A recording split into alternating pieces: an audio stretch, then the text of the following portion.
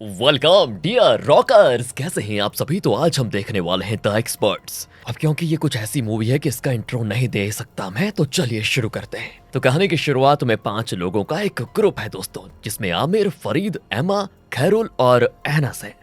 Anus. तो पता है क्या, ये ग्रुप वेयर हाउस के सेफ से गोल्ड की रॉबरी करके बिल्कुल फुल स्टाइल में निकल रहा होता है। जल्द ये खबर न्यूज में भी फैल जाती है कि 40 मिलियन की कीमत की गोल्ड की चोरी हो गई है। ये मलेशिया की हिस्ट्री की सबसे बड़ी डकैत है, मगर हमें नहीं पता कि इस डकैत को किसने अंजाम दिया। इस तरह न्यूज में बताया जाता है। इसके बाद सीन स्ट्रॉबेरी के दोस्तों 10 साल के बाद शिफ्ट होता है। एक शाम ये ग्रुप के लोग यानी कि ये 5 डिनर पे मिलते हैं और हमें पता चलता है कि आमिर एक डांसर बन चुका है। फिलहाल वो एक बूढ़ी लेडी के साथ डांस परफॉर्म करके उसे कैमरे में रिकॉर्ड करके सोशल मीडिया पे पोस्ट करता है। दरअसल आमिर एज अ डांसर बहुत ही फेमस होना चाहता है। अब पता है, इसको देखकर एनस इसका खूब मजाक उड़ाता है। तब आमिर कहता है कि चलो मैं तो डांसर हूं, पर तुम खुद को आईटी मैनेजर समझते हो, जबकि तुम रियल में इलेक्ट्रॉनिक मेंटेनेंस का काम करते हो। IT manager. और दोस्तों वहीं हमें पता चलता है कि एमा को गाड़ियों का बहुत बढ़िया शौक है और ये खैरुल आज ही जेल से आजाद हुआ है। उसे 10 साल की सजा हुई थी, मगर गोल्ड रॉबरी में नहीं बल्कि किसी और ही केस में। तो वो क्या वजह थी वो हमें आगे पता चलेगा। अब वो बाहर आते ही अपने साथियों को एक बढ़िया न्यूज देता है कि जेल में मैंने सुना कि बहुत सारा माल विदेश से आया है, लोग उसे चोरी करने का प्लान बना रहे हैं। मगर दोस्तों जब इस बात का पता ग्रुप के मुखिया यानी फारिद को चलता है, तो वो कहता है कि तुम आज ही रिहा हुए हो भाई, हमने रॉबरी 10 साल पहले ही छोड़ दी थी, इसीलिए तुम अब उन सारी चीजों के बारे में मत सोचो। और जब फारिद ये बातें कहता है तो वो नाराज हो जाता है। कौन? खैरुल। तुरंत ही चला जाता है वहां से, क्योंकि पास्ट में कुछ ऐसा हुआ था जिसकी वजह से खैरुल को फारिद से चिढ़ है दोस्तों। पर खैरुल को ग्लासेस नाम का एक आदमी अगवा कर लेता है। हाँ दोस्तों, वो अब आप सोच रहे होंगे कैसे नाम है, लेकिन नाम यही है, ग्लासेस, क्योंकि वो हमेशा ग्लासेस लगाता है और उसके चश्मे में वीडियो कॉल करने के भी फीचर है, बहुत ही एडवांस्ड। वो फारिद को वीडियो कॉल करके दिखाता है कि तुम्हारे छोटे भाई को मैंने अगवा कर लिया है, जिसकी वजह से फारिद तुरंत ही वहां पर आ जाता है और कहता है कि मैं आ गया हूं, अब मेरे भाई को छोड़ दो। वो आदमी कहता है कि मैंने तुम्हें अपने साथ कुछ लाने को कहा था, कहाँ है वो? फारिद कहता है वो गाड़ी में है। तो उसके 2 बंदे जाकर फारिद की गाड़ी से बॉक्स निकाल लेते हैं, जिसके अंदर दोस्तों वही गोल्ड था जो 10 साल पहले इन्होंने चुराया था। इसके बाद फारिद कहता है कि अब हमारी फैमिली से प्लीज दूर रहना तुम लोग। मगर ग्लासेस कहता है कि ऐसा तो होने से रहा, ये गोल्ड तो सिर्फ डिपॉजिट है, असल में तुम्हें मेरा एक काम करना होगा, बहुत ही इंपॉर्टेंट। फारिद कहता है कि हमने वो काम कब का छोड़ दिया, वो चोरी का काम। तब ग्लासेस कहता है कि छोड़ दिया है या फिर नहीं, इससे मुझे कोई मतलब नहीं, मगर मुझे जो करवाना है वो तुम्हें करना ही होगा, कैसे भी करके, वरना अंजाम तुम जानते हो, मैं कुछ भी कर सकता हूँ। और तब वो फारिद को थोड़ा साइड में होने को कहता है और अपने पॉकेट से एक रिमोट निकालता है। उसके दोस्तों बटन प्रेस करते ही फारिद की कार ब्लास्ट। तब ग्लासेस कहता है कि देखा, तुम्हारी कार में बॉम्ब था और तुम्हें पता ही नहीं चला, तो सोच लो मैं क्या क्या कर सकता हूँ, क्या क्या। 3 दिन का टाइम है तुम्हारे पास, मेरी बातें मान लो। अब अगले सीन में फारिद अपने ग्रुप की एक मीटिंग बुलाता है और उन सबको बताता है कि देखो, ग्लासेस ने हमें एक काम सौंपा है, जिसे ना करने का ऑप्शन तो हमारे पास है ही नहीं। अगर हम पीछे हटे तो बहुत मुश्किल आ जाएगी सबकी जान पर, इसलिए प्लीज ध्यान से मेरी बातें सुनो। जैसा कि देखो, हम सब जानते हैं कि रहमान मुस्तफा 5 आइवरी गैंग के हेड थे। पुलिस की नजरों से बचने के लिए वो कवर अप के लिए होटल बिजनेस करते थे, मगर 2 हफ्ते पहले रहमान की मौत हो गई, तो अब उनका बेटा जिसका नाम बाशिर है वो सारा काम संभालने वाला है। मगर अभी तक ये बात ऑफिशियल नहीं हुई है, 3 दिन में एक प्रॉपर अनाउंसमेंट होने वाली है और उसी वक्त उसकी खानदानी रिंग उसे पहनाई जाएगी। और क्या है, हमें उस रिंग को चुराना है। एमा कहती है कि इतना सारा ताम झाम सिर्फ एक रिंग को चुराने के लिए क्यों? तो फारिद कहता है कि बात यहाँ पे ये नहीं है कि रिंग कितनी महंगी है, बात यह है कि ये रिंग किंग होने की निशानी है। तुम्हें सोचो, कोई प्रिंस बिना क्रॉन के कैसे लगेगा? और एक और बात सुनो, तुम्हें बाशिर और रिंग के अलावा 2 और लोगों के बारे में जानने की सख्त जरूरत है। एक तो है मिरांडा रहमान, जो कि दुनिया की नजर में होटल मैनेजर है, मगर वो सारे ब्लैक काम को व्हाइट कैसे दिखाना है ये बड़े अच्छे से जानती है। और दूसरे हैं जफार मुस्तफा,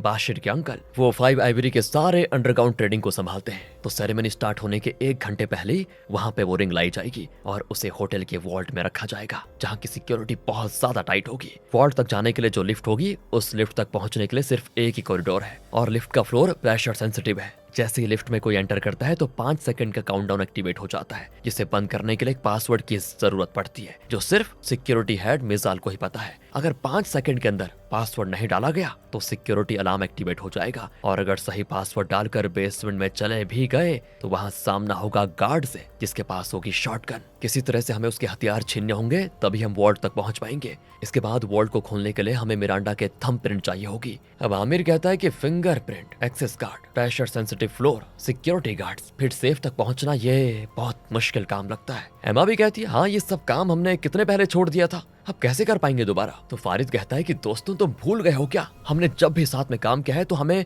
हमेशा सक्सेस मिली है, कभी फेल नहीं हुए। वेल दोस्तों, अगले दिन ये अपने मिशन को अंजाम देने की तैयारी में जुट जाते हैं। तो वो खैरुल के हाथ से पैलेस होटल में एक पार्सल भिजवाते हैं और पार्सल डिलीवर करने के बहाने से खैरुल उस होटल के बाहर गाड़ी में बैठा होता है। तो वो देखता है कि बाशिर की रिंग को रिसाइज करने के लिए भेजा जा रहा है। वहीं दोस्तों आमिर एक शेख के गेटअप में बिल्कुल तैयार होकर होटल जाता है। वो मिरांडा के असिस्टेंट से टकराकर उसकी डायरी चुरा लेता है जिसमें मिरांडा की रूटीन लिखी हुई है। उसको ये अच्छे से चेक करते हैं ताकि वो किसी तरह से मिरांडा के फिंगरप्रिंट चुरा पाए। इसके बाद दोस्तों ये मिसाल की भी क्लोन कर लेते हैं। तो आगे ये मिरांडा के बारे में आमिर को पता चलता है कि उसे डांस का बहुत शौक है और हमारे आमिर भाई साहब तो बहुत बढ़िया डांसर हैं। साथ ही ये एनएस है ना, सीसीटीवी का सर्वर हैक कर लेता है क्योंकि उस होटल में 500 से भी ज्यादा कैमरास लगे हुए थे।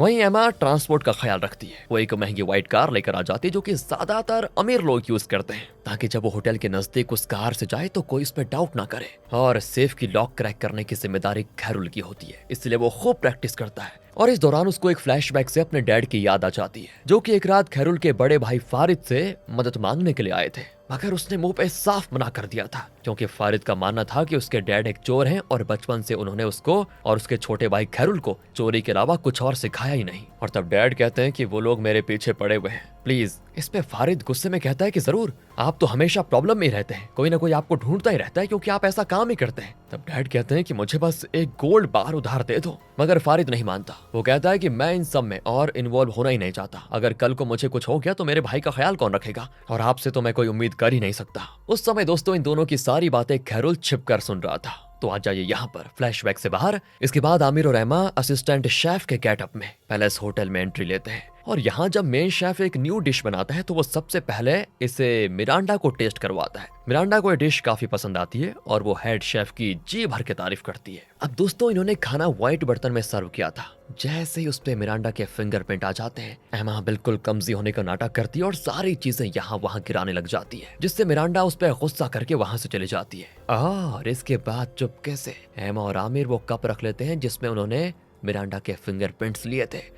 अब रात में फारिद के अड्डे पे ग्लासेस और उसके कुछ लोग आ जाते हैं ये देखने के लिए कि ये लोग अपना काम पे कर भी रहे हैं या फिर नहीं। साथ ही वो अपने ग्लासेस पे लगे हिडन कैमरा को ऑन करके कहता है कि मैं अपने क्लाइंट को बताना चाहूंगा कि ये टीम तो लाजवाब है, ये अपने काम में लगे हुए हैं, वाओ, आशा करते हैं कि सब सही हो जाएगा। इसके बाद दोस्तों ग्लासेस वहां से चला जाता है। तो एनस भाई साहब अपनी बीवी बच्चों से कॉल पे बात करता है। दरअसल एनस शादीशुदा है दोस्तों। जब उसे ग्लासेस की धमकी के बारे में पता चला तो उसने अपनी बीवी बच्चों को दूसरे शहर में छिपा दिया था ताकि ग्लासेस उन्हें कोई नुकसान न पहुंचा पाए। अब दूसरी ओर एमा और खैरुल बात कर रहे होते हैं तो वहां पर फारिद आता है और एमा से कहता है कि आमिर तुम्हें बुला रहा है। इसके बाद फारिद खैरुल से बात करता है और 10 साल पहले जो हुआ था उसके लिए माफी मांगता है और अपने भाई को नाराजगी छोड़ने को कहता है। पर खैरुल का कहना होता है कि मैं तुमसे नाराज नहीं हूँ, मगर दिल में जो कड़वाहट है ना वो कभी खत्म नहीं होने वाली। उस रात डैड हमसे हेल्प मांगने के लिए आए थे और तुमने साफ मना कर दिया। उसके बाद मैं तो गया था उनकी मदद करने के लिए, मगर तुम तेज तरार हो। अगर तुमने हमारा साथ दिया होता तो उस रात वो अनहोनी कभी होती नहीं। सीन दोस्तों यहाँ से पास्ट में शिफ्ट होता है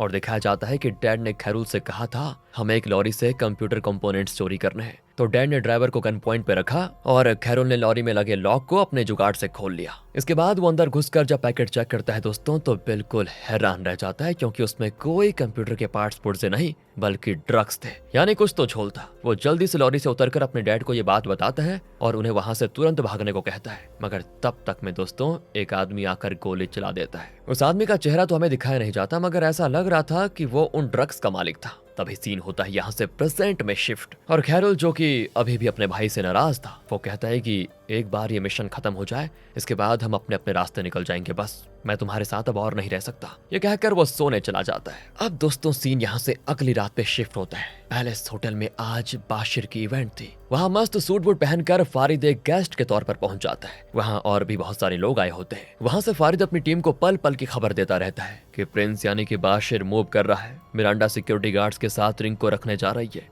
और अब पार्टी शुरू होती है। दूसरी ओर खैरुल एक वेटर के टायर में होता है। वहीं एमा तो भला की खूबसूरत बनकर पार्टी में आ जाती है। वो इतनी अट्रैक्टिव लगती है कि कुछ बूढ़े लोग तो उस पे फिदा हो जाते हैं, अपनी नजर हटा ही नहीं पाते, जिसकी वजह से उनकी वाइफ उनकी पिटाई कर देती है। तो वो सीधे जाती है उस कॉरिडोर में जहाँ से लिफ्ट में जाने का बढ़िया वाला रास्ता है। वहाँ पे हाथों में हथियार लिए हुए 2 गार्ड्स तैनात होते हैं। तो देखो ये क्या करती है, उनके सामने जाकर वो फोन पे बात करने की एक्टिंग करती है और ऐसा दिखावा करती है कि उसके हस्बैंड के साथ लड़ाई हो गई है, एमा ने अपने हस्बैंड की चीटिंग पकड़ ली है, इस तरह वो दिखाती है। इसलिए वो उस पर खूब गुस्सा करती है। अब ये देखकर गार्ड्स तो शांति रहते हैं कि चलो होने दो लड़ाई, पर थोड़ी देर के बाद वो ये भी कहते हैं कि मैम ये रिस्ट्रिक्टेड एरिया है, यहाँ आप नहीं आ सकती। वहीं पीछे से कैरोल लिफ्ट में एंटर करने की कोशिश कर रहा होता है, तो जब तक वो लिफ्ट में एंटर नहीं कर जाता तब तक फिर एमा उन गार्ड्स को सिड्यूस करने में लगी होती है, ये कहकर कि देखो अभी मेरा ब्रेकअप हुआ है, तुम दोनों के लिए बहुत ही अच्छा ऑफर है, मैं खूबसूरत नहीं हूँ क्या लगता है तुम दोनों को? तुम दोनों देखो कितने हट्टे कट्टे हो, मेरा ख्याल नहीं रख पाओगे क्या आज की रात?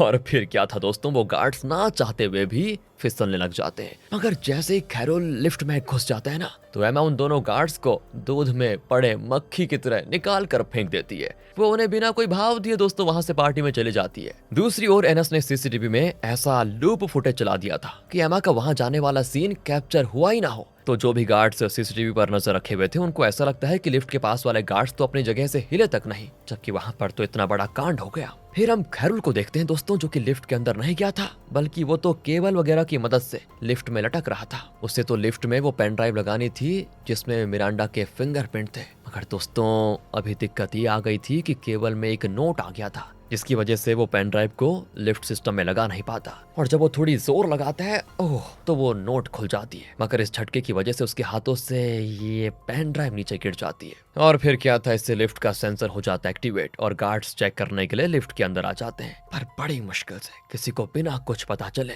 कैरोल खुद को छिपाए लेता है। तब जो गार्ड चेक करने के लिए आया हुआ था वो अपनी बाकी साथियों को इन्फॉर्म कर देता है कि लगता है सिस्टम में कोई ग्लिच आने की वजह से ही ये अलार्म एक्टिवेट हुआ है, टेंशन वाली कोई बात नहीं है। ओह जान बच गई। लेकिन कैरोल दोस्तों उस गार्ड को शॉक देकर बेहोश कर देता है और फिर आराम से लिफ्ट में मिरांडा के फिंगरप्रिंट लगाता है। मगर ये क्या दोस्तों, फिंगरप्रिंट गलत बता रहा है, क्यों? इससे सभी को हैरानी हो जाती है कि आखिर गलत फिंगरप्रिंट कैसे हो सकता है। और जब फारिद आमिर से पूछता है तो वो कहता है कि लगता है जरूर कोई गलती हुई होगी, वहां पे 2 कप थी और लगता है हमने गलत कप को उठा लिया शायद। कैरोल को बड़ा गुस्सा आता है कि एंड पॉइंट पे तुम ये कैसे कर सकते हो? नहीं, कोई भी रॉबरी गलत फिंगरप्रिंट की वजह से तो कैंसिल नहीं हो सकती, ये सब मामूली चीज है। पर अब सबसे जरूरी है अपनी जान बचाना। अगर हमें अपनी जान बचानी है तो किसी तरह अभी तुरंत ही मिरांडा के फिंगरप्रिंट्स लाने होंगे कैसे भी करके। इसलिए आमिर दोबारा पार्टी में चार्मिंग बनकर पहुंच जाता है। वो क्या करता है कि मिरांडा को डांस के लिए अप्रोच करता है और मिरांडा भी उसको मना नहीं कर पाती क्योंकि उसे बहुत बड़ा डांस का शौक है। और फिर डांस के दौरान वो चालाकी से उसकी फिंगरप्रिंट भी ले लेता है। दरअसल उसने अपने हाथ पर एक इनविजिबल लोशन लगा दिया था जिसपे मिरांडा के फिंगरप्रिंट्स आ गए थे। उसकी फोटो क्लिक करके एमा कैरोल को भेज देती है और तब उससे काम बन जाता है। इधर पार्टी में अब बाशिर की स्पीच का टाइम आ गया था। अब होगा ये कि जैसे ही स्पीच खत्म होने वाली होगी वैसे ही मिरांडा आ जाएगी रिंग लेने के लिए। उससे पहले दोस्तों अब कैरोल को सेफ के तीनों डायल को सही तरह से खोलना होगा, जो कि काफी टाइम टेकिंग काम है। तो तीसरी डायल अनलॉक होने से पहले मिरांडा रिंग लेने के लिए आ जाती है, जिसकी वजह से कैरोल को छिपना पड़ जाता है और वहां पर वो गार्ड बनकर ही छिपा होता है, जिसकी वजह से मिरांडा को उस पर शक नहीं होता। तो वो स्टेज पर आकर रिंग बॉक्स लेकर खड़ी हो जाती है और जैसे ही बाशिर की स्पीच खत्म होती है उसके अंकल उसको वो रिंग पहनाकर किंग बनाने वाले थे दोस्तों। मगर उससे पहले ही मिरांडा के मन में पता नहीं क्या आता है, वो एक बार रिंग बॉक्स खोलकर देख लेती है, उसमें से रिंग गायब थी। ये बात वो इशारों ही इशारों में अंकल को बता देती है, यानी कि मिरांडा के वहां पहुंचने से पहले कैरोल ने तीसरी डायल को क्रैक करके अच्छे से उसको खोल लिया था और वहां से चोरी करने में कामयाब भी हो गया था। तो अब अंकल क्या करते हैं ना कि बाशिर की स्पीच खत्म होने के बाद वो कहते हैं कि लेडीज एंड जेंटलमैन, इससे पहले कि हम बाशिर को रिंग पहनाएं क्यों ना थोड़ा डांस हो जाए, आइए। तो इस तरह वो बहाना करके अपने गेस्ट को डांस में लगा देता है। इधर बाशिर को भी रिंग गायब होने वाली बात पता चल जाती है, जिसकी वजह से वो बिल्कुल आग बबूला हो जाता है। मगर उसे गेस्ट्स के सामने तो शांत होने का दिखावा करना ही पड़ता है। तब अंकल उससे कहते हैं कि तुम लोग घबराओ मत बाशिर, मैं हूं ना, मैं किसी भी हाल में वो रिंग वापस लेकर आ जाऊंगा। तो वो तुरंत अपने गार्ड्स को इन्फॉर्म कर देता है कि फौरन चारों तरफ फैल जाओ। दूसरी ओर फारिद और एनस वहां से निकलने के लिए लिफ्ट लेने वाले थे, मगर दोस्तों पीछे से एक गार्ड आवाज लगा देता है तो फारिद वहीं पर रुक जाता है और एनस को वहां से जाने को कहता है कि तुम जाओ। पर लिफ्ट में उसकी फोन की नेटवर्क प्रॉब्लम आ जाती है, जिसकी वजह से उसने जो सीसीटीवी को लूप पर लगा के रखा हुआ था ना, उसका कनेक्शन ब्रेक हो जाता है और रियल टाइम फुटेजेस सीसीटीवी में चलने लग जाती है, जिसकी वजह से इनको देख लिया जाता है। तो फारिद को बहुत सारे गार्ड से फाइट करनी पड़ती है और जब चारों तरफ से उसको गार्ड्स घेर लेते हैं तब बीच में उसका छोटा भाई खैरुल आ जाता है, जो अभी तक गार्ड्स के ड्रेस में था, इसीलिए उस पर किसी को शक नहीं हुआ था। अब वो और फारिद मिलकर फाइट करते हैं जबरदस्त। उधर पार्किंग एरिया में एनस के पीछे दोस्तों 2 लोग पड़ जाते हैं। तभी उसे एमा अपनी गाड़ी में घुसाकर वहां से भाग जाती है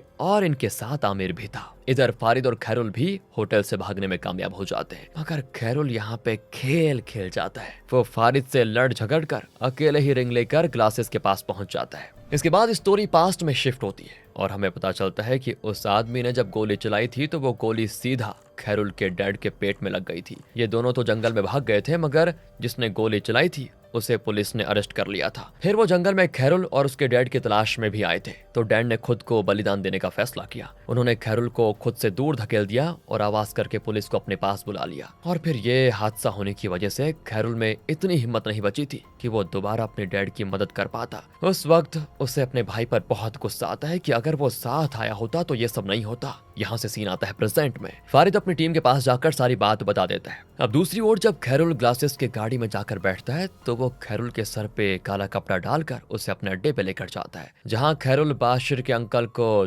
देखकर दोस्तों हो जाता है हैरान। और यहाँ पर यह बात भी क्लियर हो जाती है कि ग्लासेस का क्लाइंट कोई और नहीं बल्कि बाशिर के अंकल जाफर थे। उन्होंने रिंग गायब करवाई थी क्योंकि वो नहीं चाहते थे कि उनके बड़े भाई के बाद उनका बेटा मालिक बने। जाफर खुद 5 आइवरी गैंग का लीडर बनना चाहता था, इसके लिए ही उसने पास्ट में भी बाशिर को फंसाने की कोशिश की थी। वैसे दरअसल दोस्तों 10 साल पहले जिस आदमी ने खैरुल के डैड पे गोली चलाई थी वो कोई और नहीं बल्कि बाशिर ही था। वो ड्रग्स बाशिर की थी। उसे लगा कि खैरुल और उसके डैड उसका माल चुराने के लिए आए हुए हैं, इसीलिए उसने गोली चलाई थी। वो तो पर्सनली इन दोनों को जानता तक नहीं था, मगर जाफर ने खैरुल के डैड को झूठी खबर दिलवाई थी कि लॉरी में कंप्यूटर कंपोनेंट्स है, जिसे चोरी करने के लालच में खैरुल के डैड चले गए। और अब जाफर खैरुल को सारी बात भी बता देता है और कहता है कि तुम्हें पता चल गया होगा कि तुम्हारे डैड की मौत के पीछे तुम्हारे भाई का नहीं बल्कि मैं कसूरवार था, मगर देखो फिर भी तुम कुछ नहीं कर पाओगे। खैरुल को जब गुस्सा आता है ना दोस्तों, तो जाफर के लोग उसको दबोच लेते हैं और जाफर एक हथौड़े से खैरुल के हाथ को कुचल डालता है। जाफर इतने पे ही नहीं रुकता,